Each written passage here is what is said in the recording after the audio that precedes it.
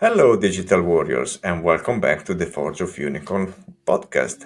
Today I'm very excited. First of all, because it's not anymore a podcast 101, it's a trio today.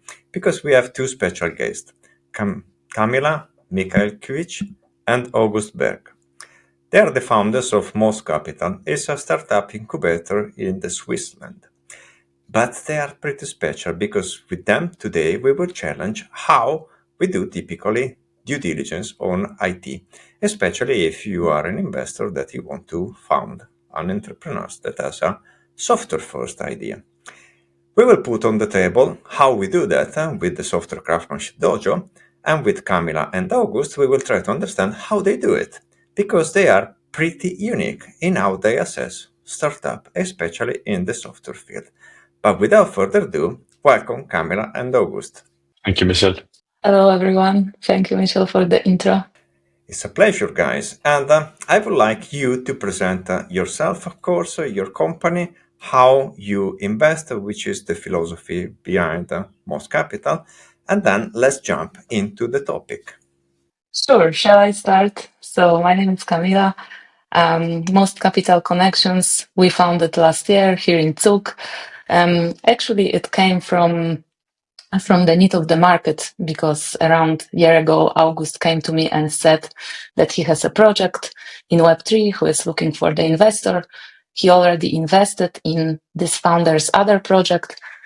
And he told me, yes, we are looking now for the new projects for the investors. And I said him, hey, you have this project. I have the investors network. Let's do it. And we helped this project to raise the funds, and we became advisors and investors as a private investors for this project. In the same time, we saw a big gap between projects and the investors, especially in the Web3 space. We are also both in mentors in Tenity. It's one of the biggest fintech Swiss accelerator.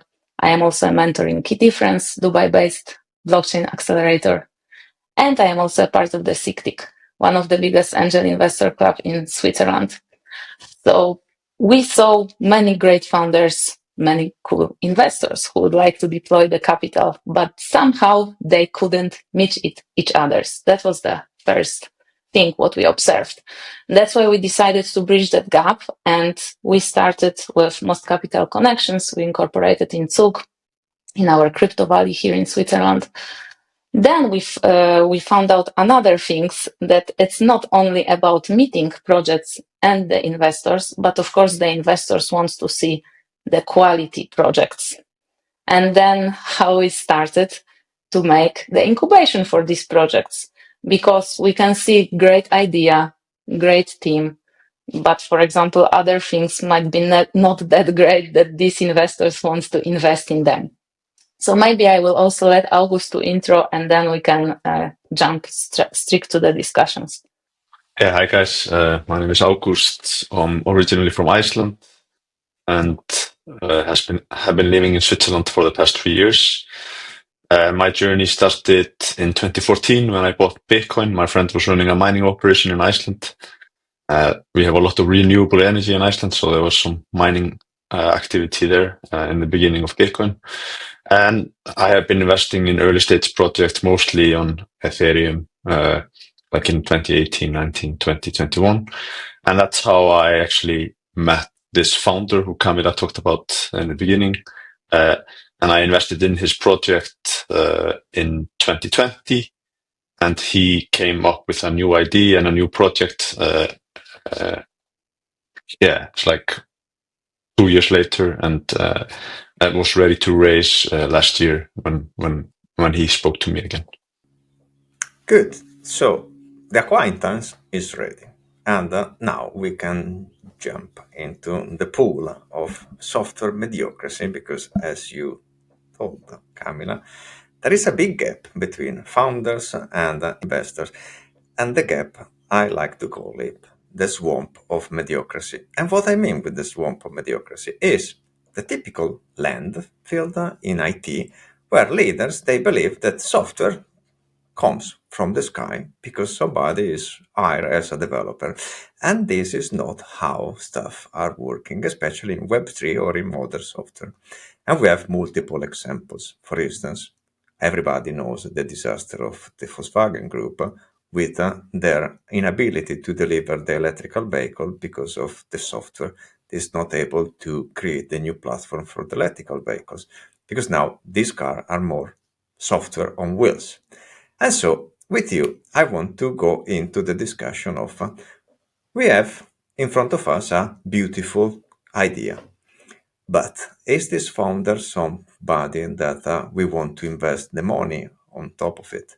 Or we see, since the genesis of this discussion, that the company that we have in front of us is a technical debt factory instead of a product factory. And this is the beginning, let's say, of our deep dive. How we sniff out of an interesting pitch if the founder is a real software engineer or is not. Especially now that AI is on the field and everybody in 2 clicks, they can create a apparently amazing prototype. How we sniff this stuff, guys? Because we have a method, and this is the software craft machine dojo. How you do that? Because you have a very intriguing recipe. So I would start maybe. So how I see it, as you also mentioned, that now, especially as with AI, it's hard to differentiate what is real, what is unreal. So I would say first, I am having a holistic lens through which I evaluate startups. So it's not about their stack or market fit, but their internal integrity. So of course, we are using due diligence framework, which is covering, for example, legal, financial, IP, data protection, governance. But beyond ticking these boxes, I look for energetic alignment. So founder clarity and the team resilience. So we work very closely with the teams in early stages. First, we start to our process with pre-DD even. So if the startup wants to work with us, they need to answer our 40 questions on our website. And based on these answers, we can already see if this person, for example, was using ChatGPT to generate some answers. If there is the case, that's already a red flag, because if you are using ChatGPT to answer a question about, let's say, your product market fit, like, sorry, but what we are talking about. But let's say these questions on the first side look okay. So we say, okay, they really wrote the answers. They didn't use any, let's say, AI. And also, I mean, using AI doesn't make already a red flag. I mean, if someone is just copy paste from AI, this is the red flag. But if someone is using AI to help them to, let's say, to formalize the answers, that's fine, but we can already see if someone knows what he's talking about, or is it just generated AI answer. So this is the first thing. So if we have these questions answered and we think that might be something, we meet the founders for the call. And during the call, we can see also if that's what they wrote there, this is really true, or they just wrote something, because we also saw this kind of answers that someone wrote super high valuation, but on the call is saying, I just wrote it, or I just put something. This is, of course, something to think about, because the company valuation, especially in the fundraising, investing process, is something very crucial. So if someone just wrote some number and didn't even think why, that's already kind of a red flag. Of course, if this person needs a help with the valuation or how to calculate, then of course we can provide it. But just, we can see if this person really knows or is just saying something. And we go on the call through the questions and also through the pitch deck, because the pitch deck is the investor first contact material. Of course, it's also a blurb, but the pitch deck is, let's say, the more detailed presentation. And also, we can see already what the speech deck contains. If they really thought what investors wants to see, like for example, what we also observe that many companies, they don't have why now. So why now I should invest? Then they don't explain that. And this is also what we observe in many of the companies with who we are working with. So yeah, maybe I let Ágúst to talk what we do further. Yeah, thank you, Kamila.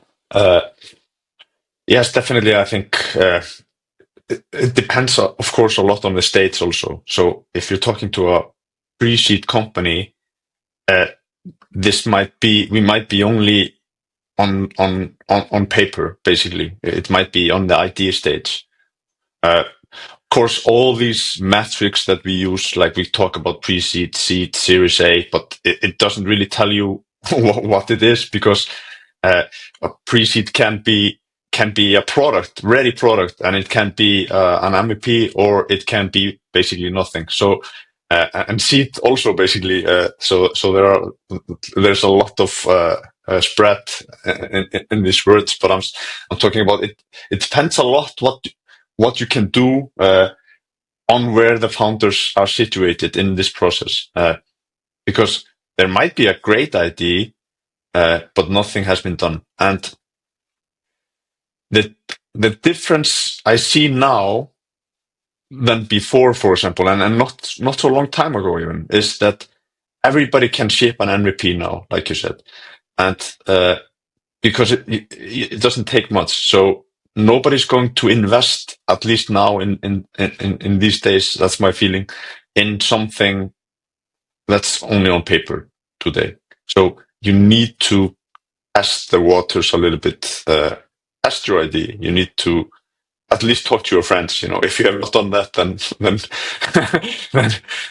maybe go do that and then come back. So I think depending on that, but I'm not sure that you need to have the perfect tech stack from the beginning. Like, of course, if you can do that, brilliant, and that's of course the best way to go. But you can even be a founder who has a great idea that touches you personally somehow, that you have noticed in your life, and you're not technical at all. And that means that you need to hire people to to produce the idea for you. So I think there's a lot to look at, and in the end, like Kamila said in the beginning, when you're speaking to them in the beginning, it's only the focus is on the founder, definitely, to try to fish out of his head what he's thinking and how he sees the future, like going forward with this. Yeah, I totally see it, and I believe that the intro call, let's say in this way, is the researcher in the founder if they have the traits of the unicorn, so the unicorn DNA.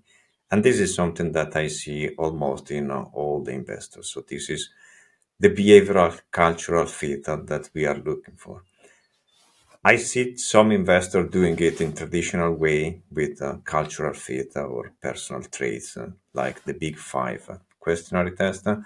Some others, they started with behavioral engineering, looking at scenarios and seeing how the investors and the founder, they are interacting under stress, under excitement, so that we start to see really with pressure squeezing the people into the grinder, how they behave, and if they are really unicorns or a horse with the glue on top of the head, the horn of the unicorn. The funny part is, as you said, nowadays you can have almost a prototype out of the box. You chat with vibe coding and you get something. A lot of investors, they are not equipped to understand that this was a prototype made by AI. And I start to see a lot of them very confused in assessing the technical due diligence of a startup. Because if you get a perfectly working prototype, that is something that we have built with AI, and you are not equipped to understand that behind this facade, there is nothing. And you then invest a lot of money. But then you see that the company that you have invested your money, they are not ready to keep up with the scaling of the company because they don't know who has to be hired. They don't know the engineering standards that you should keep it up in place to create a company that could be Web3 or whatsoever in software. Your money are almost wasted since the first day because people that you just founded are dilettantes that I don't want to say that they fraud you, but they arrive with something that you as an investor, you didn't understand that this was only a MVP created with vibe coding. Do you start to observe also this trend in the intake that you are doing? And if yes, how you are addressing this? Yes, so first, definitely, we are observing, even in the questions, for example, with tokenomics, so people can generate the tokenomics basically with ChatGPT. How to prevent this kind of practices? We are just humans, so we can't know everything.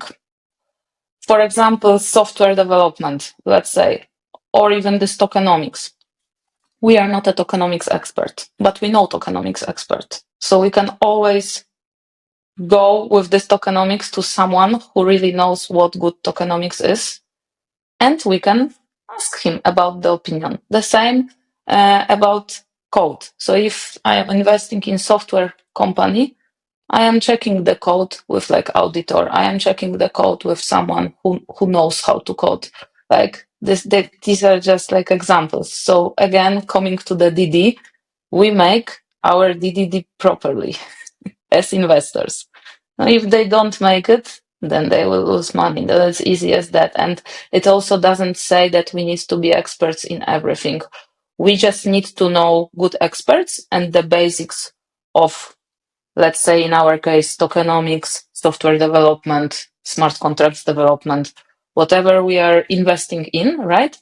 And then if we have something which is, let's say, suspended, or I would say even which is not suspended, because now ChatGPT can generate maybe in the very good way, we can always outsource to someone who is an expert and take his or her opinion. I think this is a crucial. Maybe August, you want to add, something. Yeah, I agree. Like, of course, you you try to look you try to look at as many things as you possibly can, but in the end, there is endless data in this world, and you cannot get all the data possible. Like it's impossible, and somewhere you have to make a decision. And I think it's not that black and white even. I've seen people make prototypes out of nothing, that work and were not properly made and stuff like that, and then managed to ship the product later. I've seen that, and I've seen the opposite also. I think it has a lot to do with the founder. And yes, you can even do like you said, many of the big investors do is psychological tests and how do people respond under pressure and stuff like that. You can do that, but you're still not going to find out about everybody because people might grow in this process, and if you try to box everybody in some narrow box, we would only invest in second time founders. And how are we going to get second time founders? We will never get them because we don't know.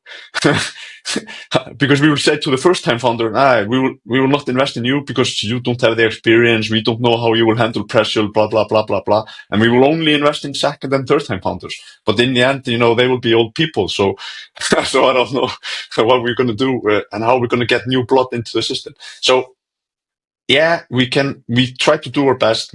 We have some due diligence questions. We try to assess to best of our knowledge. If you're really interested, we bring our experts to the table also, so our partners. In the end, we just have to make a decision. But like Kamila said in the beginning, and that's my opinion also, it heavily relies on how we think the founder will perform. Because look, even if it's let's say software super nice, but at the end they find out that was just generated. If the founder is, has the attitude of being a founder, he will fix it. He will manage. He built MVP with ChatGPT, but that was on purpose. Like, right? He knew it, and now he's gonna make it. But of course, not everyone is like this, so that's why we need to make a proper DD. But at the end, it's all about the founder, if he delivers or not, and what kind of, it's like Lego, like what kind of blocks needs to be, done to deliver all the thing. Maybe this MVP from ChatGPT needs to happen to deliver, but that's all about how he is and how he see this whole process exactly. Maybe he will grow, maybe not. That's why we need to make the final decision on that. That indeed is what we are observing, because not everything is evil and not everything is heaven. So the point is how we use and abuse stuff is making all about a good investment or a bad one. I saw companies that indeed they were not technical enough to create an MVP, and they use vibe coding to create a prototype to go and ask for investment. And this is totally fine, because I don't have the technical expertise, but I have the unicorn traits as a CEO, as a founder of my company, to go and grind until I'm able to get the funds, and then I'm able to scale my company. What then we observe is something intriguing, because based on the characteristic of a COS person, you see them scaling in the right way or scaling in the doom of disaster and mediocrity. And what is all about is the kind of people that they are intaking in the company. Because if they have the same DNA of being a unicorn, they will grow in the right direction. If instead they are mediocre or average, over time, the company culture will start to go and decay. And this is an important factor, because at the end, we can support companies to perform better. We can go after that we have done the audit on their code base, on their prototype, and helping them, okay, guys, you need some hands-on experience in software so that you can build a better software. We can do with the Dojo, we can do with a lot of other systems, even with the governance. And this, I guess, is the most important part. How we help organization in intaking the second wave after the founders. Do you see that there is a pattern here or not? I think the spread here is also wide. Like, I think so. I worked in big corporations and I've also worked in startups, and so it depends a lot on what's happening. So you can be in a startup and you can raise some money and you can start to scale like a hockey stick. You're growing like immensely, and you can then hire and these people are not mediocre. You can hire some top talents from the existing industry or something like that, but they are not a fit for this thing, because you're growing like a hockey stick, and what they will bring is they will bring rules and regulations and like checklists to go through, and you will not be able to be as agile as you need to be. And then on the other hand, you might be, not growing, and you need some kind of checklist. So the spread is like kind of, it's hard to, how to say it, like how to pinpoint it, because these startups are so different, each one of them. Like, I worked with founders who were really, really technical. They shipped a perfect product, so beautiful product, and it's needed in this world, and everybody should have it, but they could not market it for their lives, and they were like, they couldn't hire the right person to do that. They didn't want to spend the money. They wanted to spend all the money on the software and didn't want to spend the money on the growth. And then I have seen exactly the opposite, people hype things out of like up to the sky, and there's nothing behind it that can sustain then the growth. Like there's no, the software is shit, the product kind of, like when people buy it because they will buy it, because the hype is so good, and the marketing is so great, they buy the product, but you will not sustain, you will not get that user again, because as soon as he uses your product, he will never want to touch it again. So I think it's not only about mediocrity, because that's definitely a problem in institutions. I worked in corporates, and the technological debt, for example, that I see, you see it in countries, look at Germany now, for example, maybe, and in big institutions, and I think it's mostly because of principal agent dilemma. You have a CTO maybe sitting in a big corporation, and his incentives are to keep the cost low to get his bonus. But if he would spend money on changing the whole system because it's getting outdated, it's going to save the company a lot of money in the long run. So in institutions, definitely, but in startups, it varies a lot. Definitely, you're going to have to, and that's in the hand of the founders, and we can, of course, as investors, help with that. But the founder needs to hire the same as we invest in him. So he needs to hire people who can deliver. Kamila, maybe you have something to add. I would say completely agree with you, and I would add that now it's all about building the ecosystems, especially in Web3. So instead of headhunting, the teams are building ecosystem through community events, hackathons, mentorships. So it's more like, growing organically and also being with these future team members, team players already somewhere as your community, as your mentor, advisor, whoever can be. But these people are already with your project very close. They know it, they understand. So why not to, take them even for the junior position, and then they already have the knowledge, they can grow within the company instead of headhunting somewhere, outside completely, that someone who will come maybe will be a senior position, but will have no idea about the project, about the vertical, about the specific thing. So we are also observing this kind of trend here. That is indeed what we are observing as well. And what is emerging and is intriguing to my point of view is that it's more important getting the right cultural fit so that the founder DNA is not fading away every hiring wave, and hiring people that they have the right DNA, the mindset, the relentless pursuit of supporting the CEO to deliver what they were committing to deliver. So I want to call it purpose-driven organization. And then when you have this, you can upskill them to whatever you want. You need a company that builds software in the right way. You can get the software craftsmanship dojo, you put in-house, and you have your talent factory. You need something different from Web3, you do the same for Web3.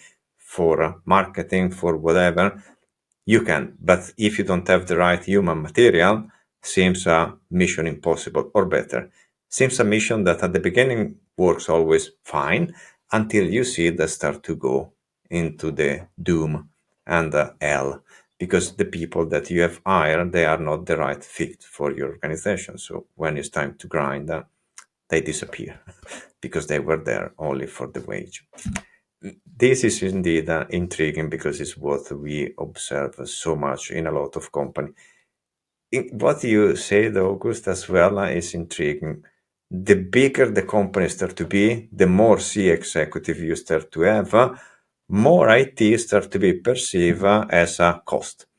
And so what we observe is that over time, when a CEO start to have a CTO, the CTO is taking over all the technical due diligence so that the company performs properly. And there are a lot of imposters out there, a lot of CTO that they never code in their life. But somehow they arrive to the top of the board, and we don't know how, but they are there. And by the way, in the market, we have almost 3% of the people that they can know how to develop software properly with extreme programming and TDD. You can imagine how many CTO they are imposters. People that the last time that they have code was still the 80s, so 40 years ago, and they were doing it in BASIC maybe. But despite this, we have another issue, because when the company starts to grow in sales, typically we intake also a CFO. And so when the CFO start to perceive IT as a cost, and then start to put budget in top of it, and you have an incompetent CTO that is an imposter, boom, then you have nitro and glycerin, you shake with the market, and the company is exploding. This is what we are observing when the companies start to scale through Series A, B, and C. And this is an intriguing observation. Do you have some recipe for this kind of pattern? Or is something that at your stage in Web3 still is something that you didn't stumble upon? Of course, in the end, it's the founder and the CEO's job to recognize this. So he needs to recognize this. But there is no recipe, I think. Just my own personal opinion, because, like I said, most of this is what is called like the principal agent dilemma. So you need to just be careful that you align the incentives in a way that this doesn't happen, because some people's personal goals, they might be fine, with the salary and just if they get the bonus, but they don't have like the incentive, like the company's goal, in place, and like you said, like as companies grow bigger, like this gap gets wider, and you're going to get more. You have the C levels, and then you have middle management and middle management, and to keep the incentives in check. That's challenging, and that's different in every organization because it depends on a lot of what you're doing. So if it's a sales first thing, if it's a marketing first thing, if it's a tech first thing, and so this is just like looking, Kamila was a DJ, and it's just like having a big, board in front of you with all these buttons, and you can slide them, So I think that's of course the founders and the CEOs' responsibility in the end to align the sliders in the right way, so you get the best DJ set possible. Kamila, you want to say something about your DJ?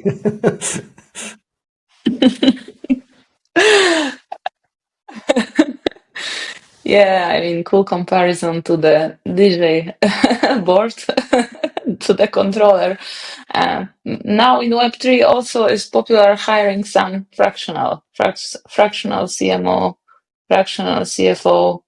That might be a different approach. But yeah. Yeah, definitely.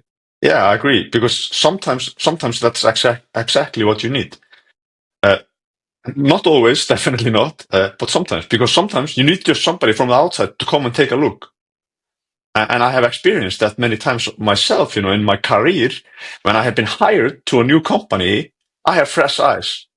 And I'm not like ingrained in the company culture or like how they have been doing things. So I came and I say, why is this like this? This is broken. This should be differently. And everybody says, yeah, we have always done it like this. And I said, like, I don't care. I don't want to do it like this now. So fresh eyes is often, of course, something that you need. So something from the outside. But what you brought, Kamila, is indeed an interesting topic, because the fractional CTO or the auditor that helps, or the not executive director also that helps the board to get a fresh eye, is indeed something that we are observing is emerging a lot lately. A lot of companies that are starting to evaluate how they behave to create software through the software craftsmanship dojo. They are asking us, okay, now that we understood we are making software in the wrong way, can you help us to understand which is the right way? Because they have a lot of bureaucracy in place, they cannot sweep out of the floor CFO, CTO, everybody, because they need to rebuild the culture. They need help, external help from an auditor, from an advisory, from a not executive director, that without threatening them can support them with, as you always said, a new perspective. So bringing new eyes with experience to telling them, hey guys, if you start to do in this way, and then implanting a lot of the time a in-house upskilling program. Because what we observe is that in the rush to hire the right talents, companies are spending a lot of money, but then when the talents are in the company, nobody is caring anymore to upskill them. And the technology is evolving so rapidly that don't upskill the company labor force that is the real asset of a great organization is a nonsense to me. But in reality, is what is happening out there in the larger majority of organizations. This is intriguing as a point, because connects to me with another observation that I have when we do auditing. So we understood that the help of advisory or experts, let's say, can help us to understand from the concept of a company to a company that is running, if the company is behaving properly in creating the product or service that they want to go on the market. But then something goes south, and we start to observe disengagement. Do you have a recipe to measure how a potential new founder will treat its labor force when they will start to endure challenge, stress, milestones that are not able to score? Because we are observing a lot of disengagement nowadays. I think this comes down to the first point we made when we are assessing the founder. I think normally you can see it pretty quickly, like how he will respond to like challenges like this, so personal challenges of his team, for example. My personal opinion, and I think this goes, of course, more into what we discussed before, so depending on the stage of the project and stuff like that.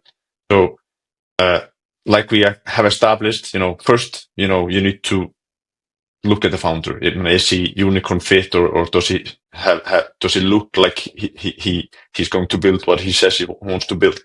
Then he needs to do this again with his like the people he onboards on the team. And then, as the stages evolved, and as this startup gets bigger and bigger and bigger, these challenges definitely arise. People, experience just in this world, and this whole world, this burnouts and stuff like that. And of course we see this much more on some institutional level, like some corporates that are established and big, And I think this is just something that you cannot kind of avoid. I think you cannot do that. I think this is going to happen everywhere. But I think that sometimes we just need to slow down to get more. I think sometimes we think pushing will bring you something, but pushing often brings resistance also. So sometimes I observe that doing less brings more. A little bit, maybe slowing down and kind of looking over the field. You can sit down on the hill and look over the field. I think that is often, in my opinion, a good way. I think everybody actually, not only in startup culture or investor culture, should sometimes sit down and and slow down a little bit. Maybe Kamila has something to add. It should be the base rule of well-being. So that when you start to be overrunning and always under stress, you need to calm down and slow down. That is typically what I observe also in training my athletes in judo and jiu-jitsu. If they are overtraining, they will get injured pretty soon. And then all the gain is lost. So yes, I totally agree. What is your take? Maybe Yeah, go ahead, please. maybe I'll add one more point to that. Is like, and I have done this myself in throughout my life. I have made morning routines. Gone like cold baths, saunas, gym, do this. Like try to box my life into some ideal thing, and uh, and then life happens. That's the thing. Life happens, and that's not always happening exactly like your idea of it was. Like your idea, if I do this, this happens. If I do this, this happens. If I do this, so maybe it's because I'm getting older or something. But what I have learned is, I think slowing down is sometimes more effective than speeding up. I'll let Kamila know. Yeah, first thing, like if you are a founder, that's like logic that you will go through challenges and stress. Like then if your vision is big enough that you want to bring this startup to the unicorn level, then challenges on the way shouldn't be a topic for you because you decided to go with that vision.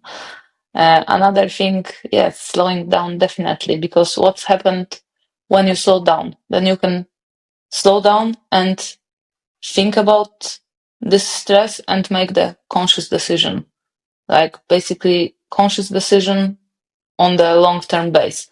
When you are in the stress, you are not aware what is happening. Like you are aware that you are in the stress and that's it. But you can't create solution. You can't create long-term approach because you are busy with the stress or being stressed.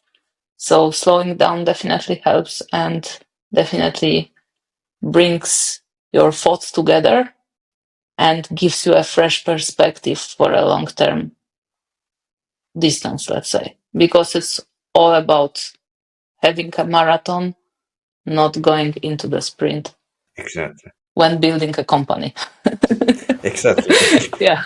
Building a company or rebuilding a company, that is for me what is the attempt, the goofy attempt from the market to do digital transformation, are marathons indeed. It's not a sprint. It's not something that you purchase with, okay, I pay the consultant to do the digital transformation, or I got some money from the investor and the game is done.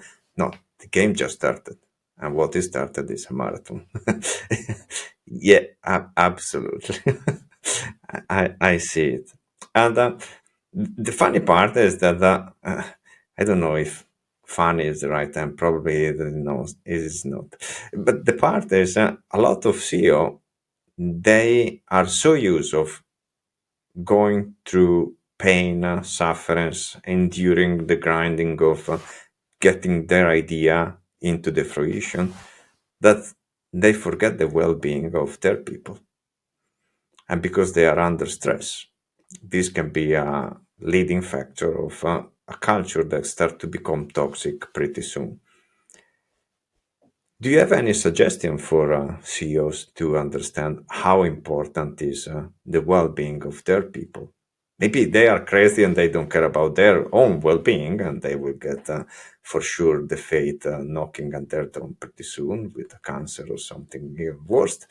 And we hope for them not, but this is the risk of living under stress all the time. But also this brings to the mind, through the neuroscience principle of if you are under stress, your reptilian brain is more awake. And so you behave more like an animal craving for food that as a CEO.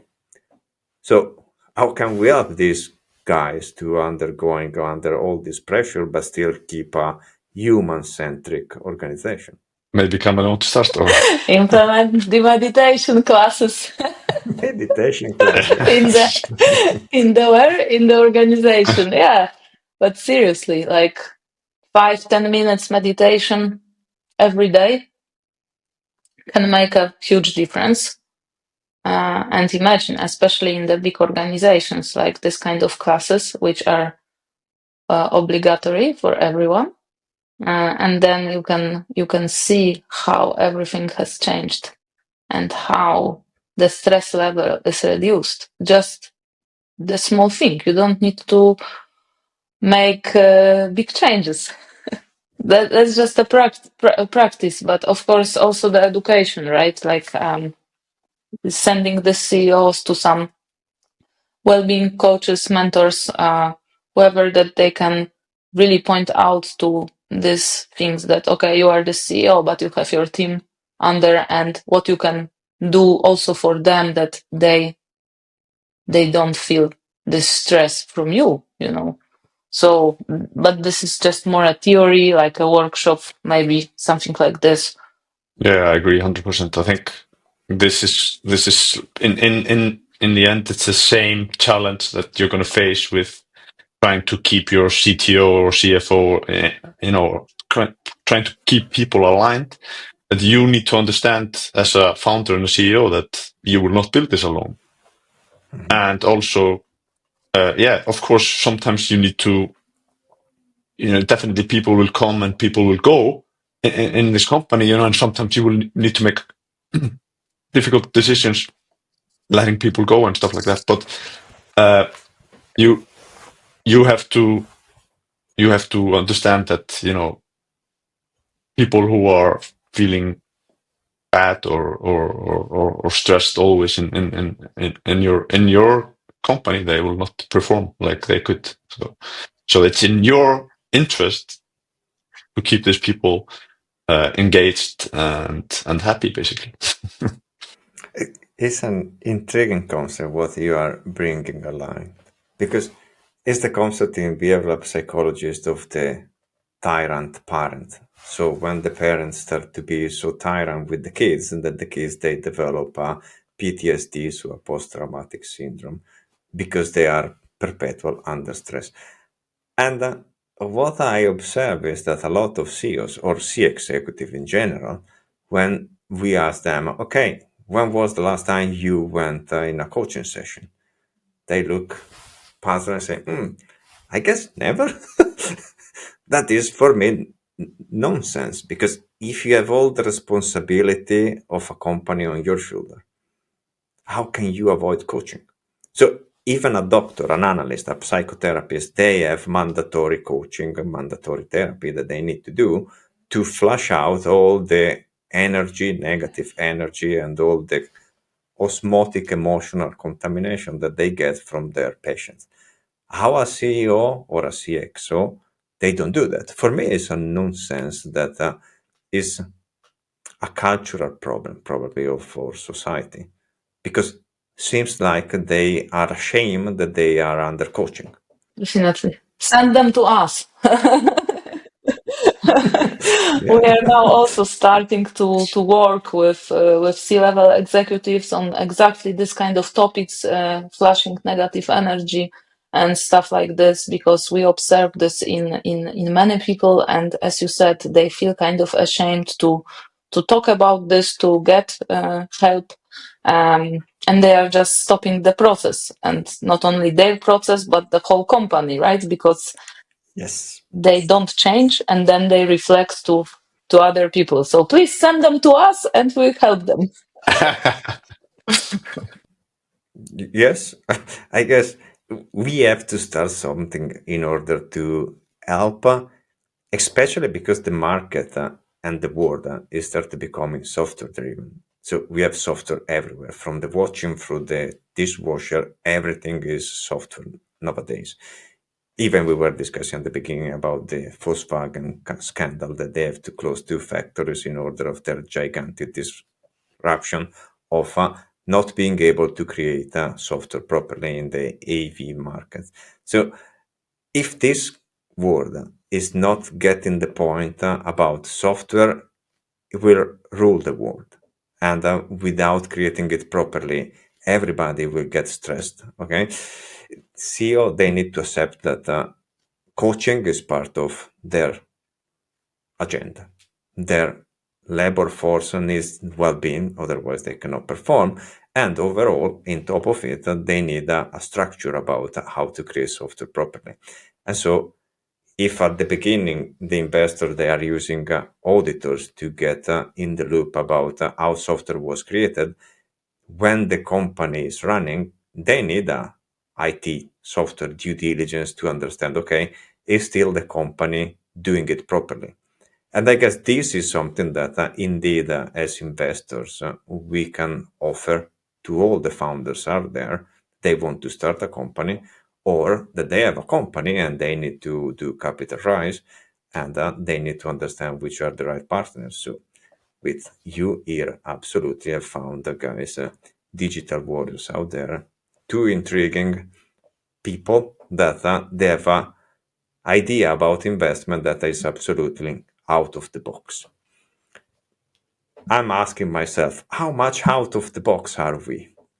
Because I don't know that many other investors or auditors that are doing IT and software due diligence as we do it. Nobody else that is also integrating it with coaching, with a CXO program to let them understand, okay, these are your chores that you have to do during your work, but you need also to keep care of yourself and the people that are working with you. How many others like us did you find so far? Kamila, maybe. I would say everyone is special, so we can't compare because there are no more like us, but they are more also very special in just the different ways. So, yeah, I will keep it like that. Like maybe there are not many combining, this and that, but there are definitely people out there doing software due diligence. But only that, maybe there are definitely people doing like wellness or presence or consciousness coaching, but maybe not combining this and that. And then there are others, I think also depending on language, there might be, I'm from Iceland, might be something in Iceland only for Icelanders. Kamila's from Poland, might be something, in Polish for some Polish people. And of course, the United States is huge, but definitely there are always unique ways to find something that fits your culture. And I think definitely everybody can find something for themselves. Yes, absolutely.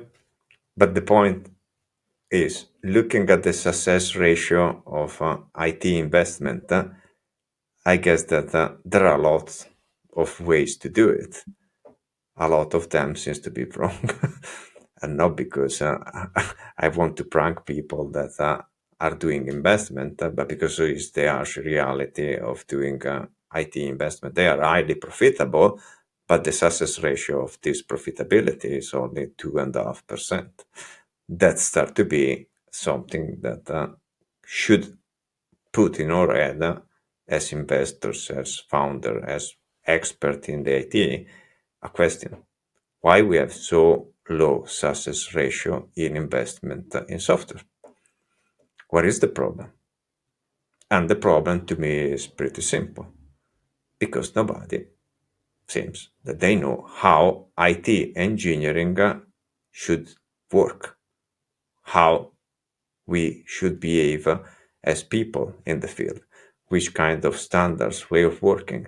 So for instance, and this is a funny question that I ask all the time, I do auditing or I help doing auditing for investors.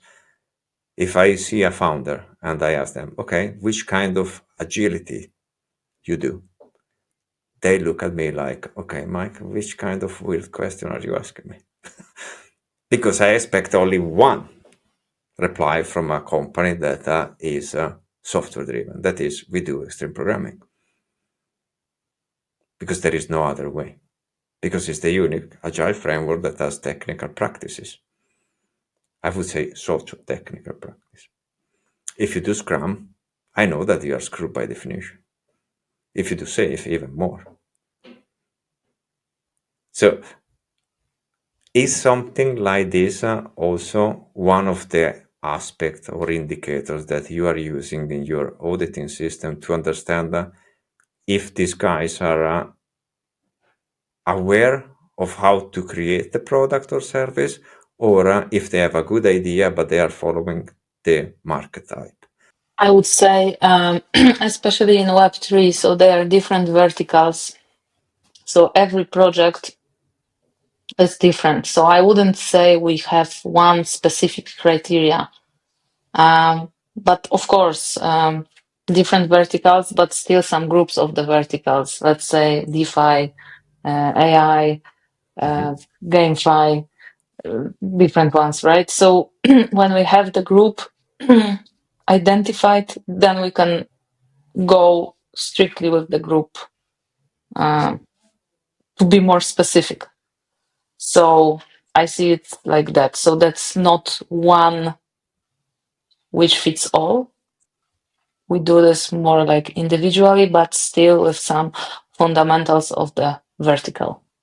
Yeah, and I think also we don't need everybody to be unicorns. So as investors, at least, so that's just the math, like you don't need that. Well, of course, it would be great if you can pick only unicorns, but you don't. Normally you don't need all your investments to be unicorns. It would be great if that was possible, but you would be breaking some the Pareto principles and some others. Like I think if you could. Yeah, this for sure. But at least it would be good if the average of your investment is I invest in something and on return I have almost the same amount that I have invested, and then I found a unicorn and I got 1,000 times more than what I invested. Because a lot of guys that I'm talking, especially in the last 2 years, they have an experience on investing in IT like, okay, now I know that I'm wasting 1 million. Because this is the mantra that it seems nowadays is out there in the market. And when I asked them, okay, why did you invest in them? Because looking at how they work, it was clear since day zero for me that was not the proper investment. And they said to me, because we didn't figure it out. We didn't know that they were working in this dysfunctional way.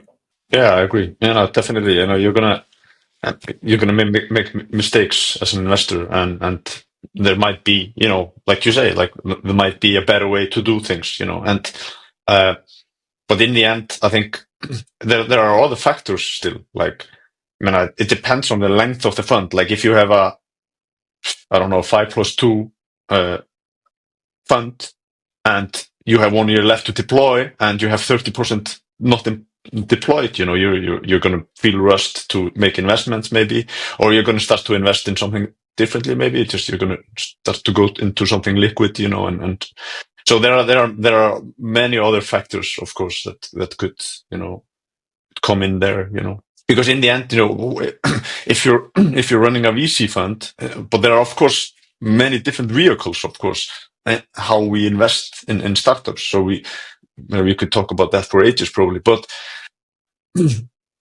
in the end, if you're a GP, you have LPs, so they are your clients. Basically, you're saying to the LPs like, "Hey, I'm somebody who knows how to invest. I will take your money and I will invest them, and then these startups are your product." So yeah, so you have to consider the size of the fund, the length of the fund, etc. There are other funds like open-ended funds who invest maybe 10 to 50K checks in the beginning, and they are spreading, like they are just throwing money, into almost everything, and they maybe have some, they are invest in alumni from this school or alumni from this school and this, like, so they have some kind of agenda that and they are just basically shotgunning the market and hoping something sticks, because you give a small check in the beginning and then you have a relationship and then you can try to observe better, because this is all, of course, all dependent also on time here, because like I said, I might be fine with investing in somebody who has a piece of paper and a great idea, and I just believe so much in this person that that he doesn't even have software, in the beginning, or just some shitty AI made product, but I think that he can deliver, I might be fine with that. Because I'm trying to get in on the best terms. And I don't want to wait until he figures the software thing out and then I need to pay a higher price. So there are many things to consider. I guess, August, you just say the secret recipe here. What I have absolutely observed is that the best investment is the investment in the founder that has the right behavioral traits of personality to be with the DNA of a unicorn, that has the right idea with the market fit. The more technically incompetent the founder is, the better is when you pair with an advisory that is telling him, okay, this is how you should build this idea. The most difficult, the most difficult investment that we found are all the time companies that they believe that they know how to build the product.